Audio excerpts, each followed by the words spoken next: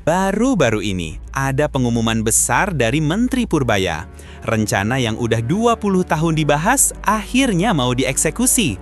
Uang Rp1.000 akan diubah menjadi Rp1. Tenang, ini bukan sanering. Nilai uang kamu nggak akan hilang. Ini namanya redenominasi, cuma penyederhanaan angka nol. Tujuannya, pertama, efisiensi. Kamu nggak akan salah transfer lagi, kelebihan 1-0. Kedua, ini soal branding negara.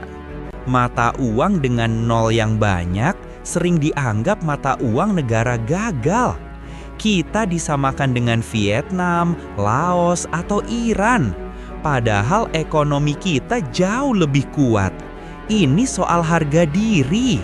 Tapi, ini bukan tanpa risiko. Kita pernah coba di tahun 1965, dan hasilnya gagal total. Kenapa? Karena timingnya salah. Ekonomi sedang hancur, inflasi ratusan %. Sekarang kita belajar dari negara sukses seperti Turki di tahun 2005. Turki berhasil buang 6 angka 0, jauh lebih ekstrim dari kita. Kuncinya, mereka bereskan ekonomi dulu. Inflasi stabil, baru eksekusi.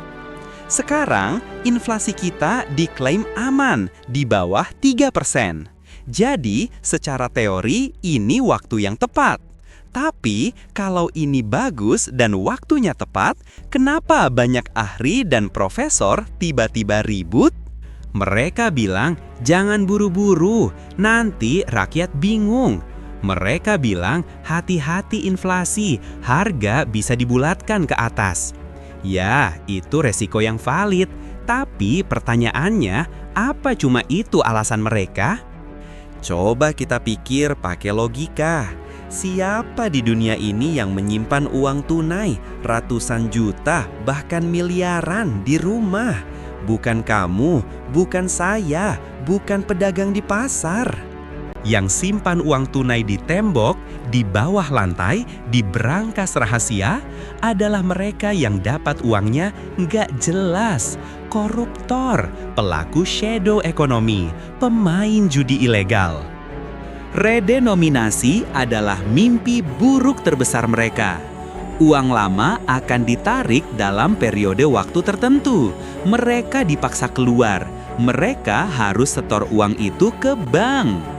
Dan saat itulah PPATK bertanya, permisi, uang dari mana ini?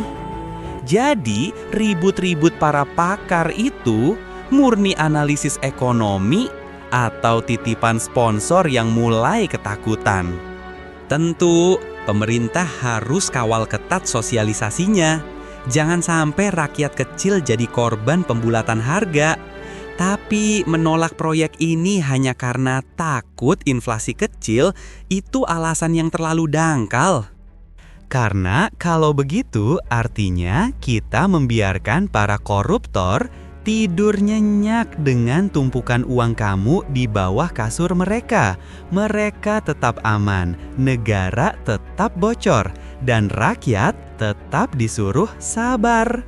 Ini pilihan, berani berubah atau selamanya nyaman di korupsi. Pilihan itu ada di tangan kamu.